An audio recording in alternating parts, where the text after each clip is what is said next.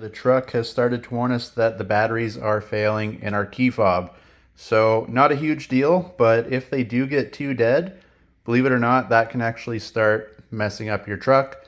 It'll either, one, not start, obviously, or two, sometimes it starts throwing a bunch of codes. You'll get a bunch of lights just because the battery in your fob is dead. I don't know why it does it, but it will do it. So I ordered a pack from Amazon. You don't have to get Energizer, but you are looking for a 2032. That's the sizing for the key fob. And I do recommend getting a better brand, get a name brand, because even though this thing isn't used much, it's mostly just to lock and unlock the car nowadays, but because it's a key fob, it's constantly running.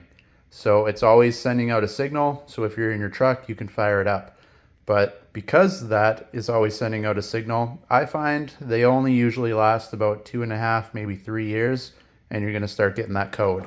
So to switch it out, what you can do is you see on the back here, it has that little notch with an arrow. You can even see the arrow. Tells you to slide it up, and that little key pops out, and then you have a space here. Now, if you look at the top, you have two little notches. Got a notch there and a notch there. You get a small little screwdriver. You can use a butter knife. You can use a fork, whatever the case.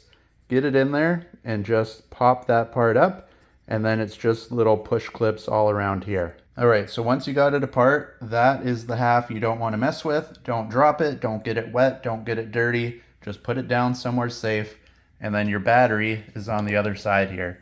If you look, it's got a big one in the middle, another one down there, clip on the top. It's just all little plastic clips. You snap it back together the same as it came apart. You want to get a little knife or something to get in here and pop that battery out, because it's in there, not super tight, but it's in there pretty good. So unless you got long fingernails, you're probably not going to be able to get in there. And try, if you look on this side, try not to mess with the metal part too much, because that's what keeps tension on this thing to stop it from falling out when your key fob is in your pocket. So that keeps tension on the battery. Otherwise, like I said, you could do this and it would just fall out. So try not to mess with that. I recommend getting a little screwdriver or whatever you use to pop it open. I got a little knife here, just flick it up and the battery will come right out. So the old battery's out. If you look close, 3 volt right up there, if it'll focus, 2032. This one was made in Japan.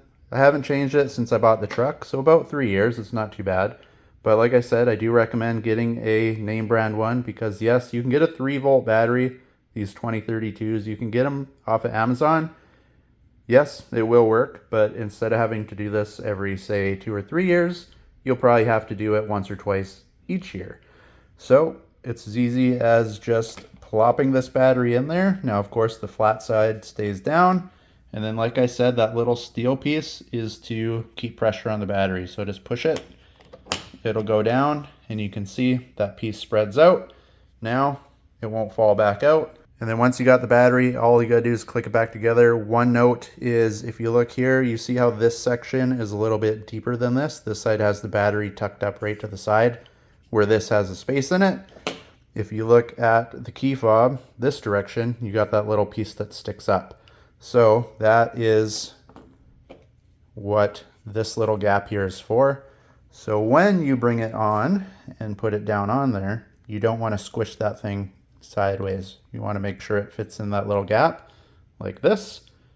Line them up nice, and then you can just squish it back together. But make sure you get it 100% lined up before you start clicking. Easiest way to do that is the top piece where your key goes in with the long section. Get that kind of flipped over, and then you can see it'll start putting itself together. And then just squish.